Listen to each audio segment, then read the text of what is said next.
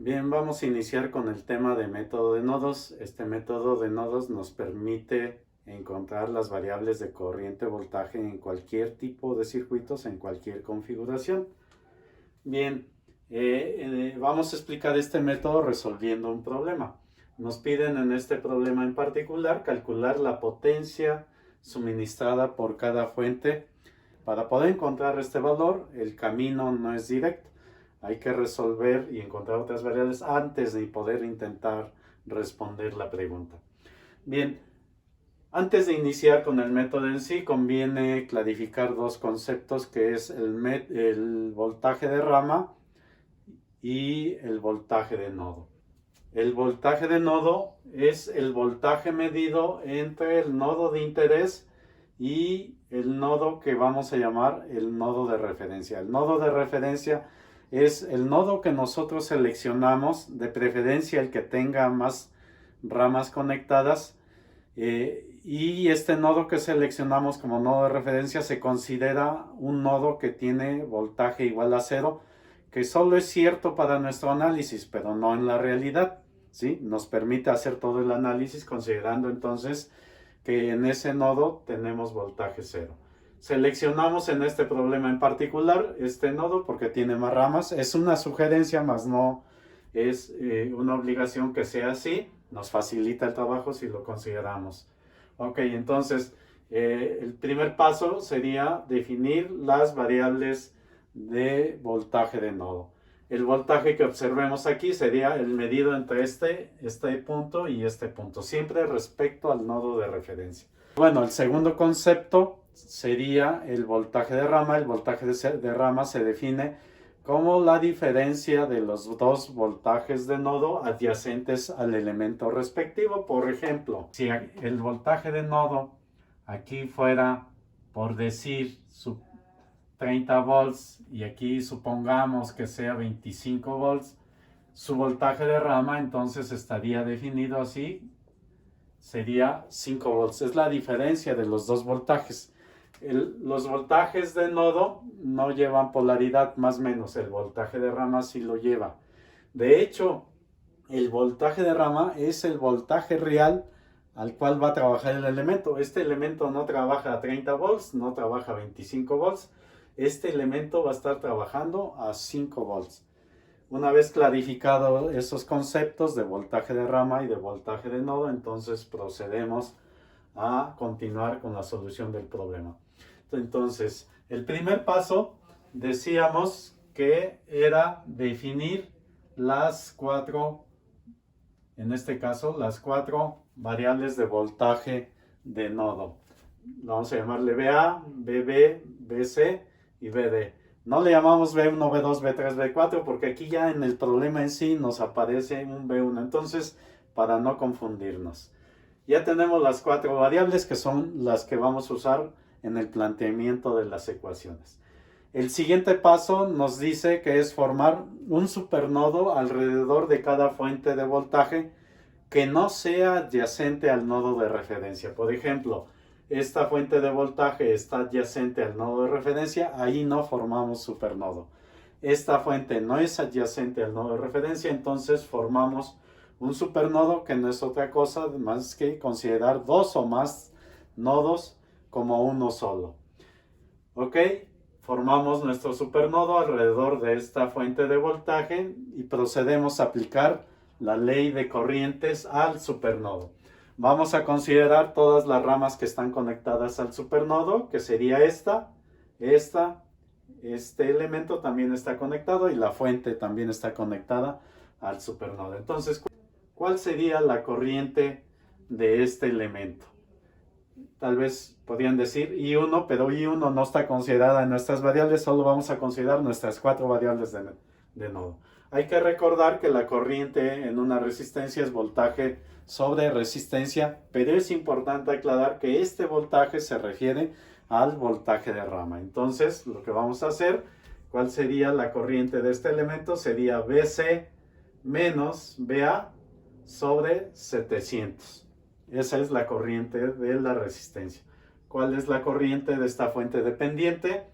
Vemos que está saliendo, sería por lo tanto positiva, las que salen son positivas, las que entran son negativas, y su valor va a ser 0.1V1 positivo. ¿Cuál va a ser la corriente de este elemento? Vemos que sería entonces su voltaje de la resistencia de 1100, que sería VD menos 0 sobre su valor, que sería 1100. Y finalmente la corriente de esta fuente, vemos que está saliendo, por lo tanto es positiva y su valor es 0.5. La ley de corrientes de Kirchhoff nos establece que debe ser 0, igual a 0 todo. Aquí vemos que nos aparece una variable que no la tenemos considerada dentro de nuestras 4 variables. Sin embargo, la podemos relacionar. Vemos que B1, aquí está, sería igual a BD menos 0. Por lo tanto, B1 es simplemente BD. Ahora aplicamos ley de corrientes al nodo B. A este nodo, ¿cuál sería la corriente de esta resistencia? Sería BD menos BA sobre 500. Aquí lo tenemos. La corriente de la resistencia de 900 sería BB menos 0 sobre 900. Aquí está. Y esta fuente ahora está entrando al nodo B, por lo tanto va a ser negativo. Y aquí lo tenemos representado con su negativo de valor 0.5. Otra vez, todo es igual a 0. Llevamos dos ecuaciones. De esto que hemos planteado, tendríamos dos ecuaciones, 4 incógnitas. Las otras dos ecuaciones las planteamos o nos surgen de las fuentes de voltaje. En este caso, vamos a considerar esta fuente de voltaje, cómo la podemos relacionar con sus voltajes de nodo adyacentes. Vemos que el positivo está hacia el nodo C, entonces sería BC menos BD. El voltaje, la diferencia de estos dos voltajes, pues es el valor de la fuente propiamente. Entonces sería igual a 5 y 1. Sin embargo, aquí aparece esta variable que no es de las que nosotros consideramos. La relacionamos con nuestras variables de voltaje y aquí vemos que está I1. ¿Cómo calculamos I1? Sabemos que esta I1 al pasar por la resistencia se tendría esta polaridad y entonces sería BC menos BA sobre 700 y de esa manera calculamos I1. Y finalmente, ¿cómo relacionamos esta fuente con sus voltajes adyacentes? Entonces vemos que 12 sería igual a BA menos 0 y nos queda simplemente BA es igual a 12. Ya tenemos el planteamiento de todas nuestras ecuaciones. Lo único que tenemos que hacer es simplificar todo el proceso algebraico sustituyendo B1 en esta ecuación, lo mismo I1 en esta ecuación. Haciendo eso y simplificando nos quedan el conjunto de 4 ecuaciones con 4 incógnitas. Resolviendo este conjunto de 4, que el valor de BA ya lo conocíamos, era directo, igual a 12. El valor de BB son 168.4 volts. El valor de BC menos 4.837 volts. Y finalmente el valor de BD igual a menos 4.717 volts. Bien, una vez que ya obtuvimos los valores de los voltajes de nodo, ya es posible pensar en tratar de responder lo que nos pregunta el problema, en donde nos pide las potencias de cada fuente. Vamos a empezar con los dos casos más sencillos, las potencias de las fuentes de corriente. Entonces, para esta fuente de corriente, vamos a calcular el voltaje de esta fuente de corriente, asumiendo que la corriente va de menos a más, porque la pregunta es potencia suministrada por cada fuente. Hay que recordar que en una resistencia la corriente va de más a menos, pero ahí tenemos potencia consumida en una fuente. Entonces hacemos que vaya de menos a más. ¿Esto qué quiere decir? Que el voltaje de esta fuente va a ser BB menos BD. Como aquí lo tenemos, multiplicado por su corriente, que con eso calculamos la potencia. Por 0.5 nos da un valor de 86.56 watts. Ahora pasamos a calcular la potencia de esta fuente dependiente de corriente. Otra vez hacemos que la dirección de la corriente vaya de menos a más. ¿Esto qué quiere decir? Que el voltaje se va a calcular este voltaje menos este, 0 menos BC, por el valor de la corriente de esta fuente, que es 0.B1. Sustituyendo valores, vemos que su resultado es igual a menos 2.282 watts. En el caso de las fuentes de voltaje tenemos un problema porque conocemos el voltaje pero no conocemos la corriente. Entonces vamos a hacer un paso auxiliar, un paso adicional para poder calcular esa corriente. Asignamos una variable de corriente y X, su dirección es que vaya de menos a más, y entonces aplicamos ley de corrientes al nodo A. Entonces tenemos cuál va a ser la corriente de este elemento, BA menos BB sobre 500.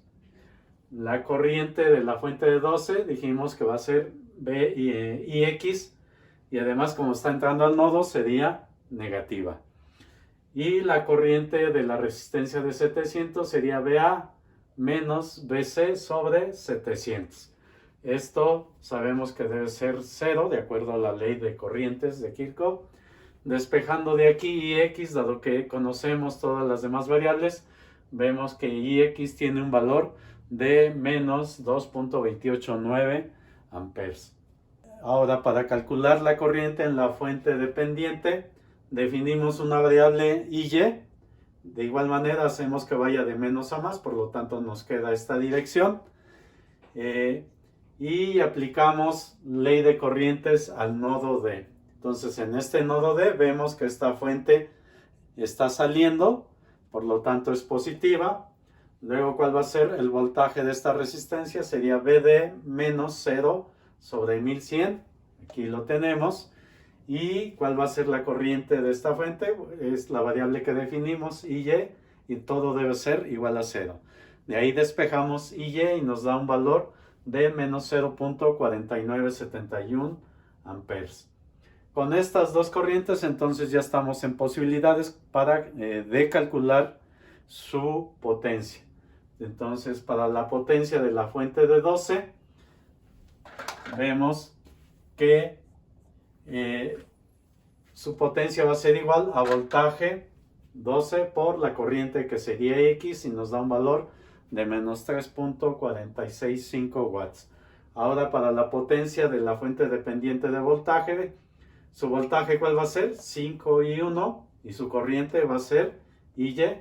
Sustituyendo valores, vemos que su potencia será 0.0597 watts.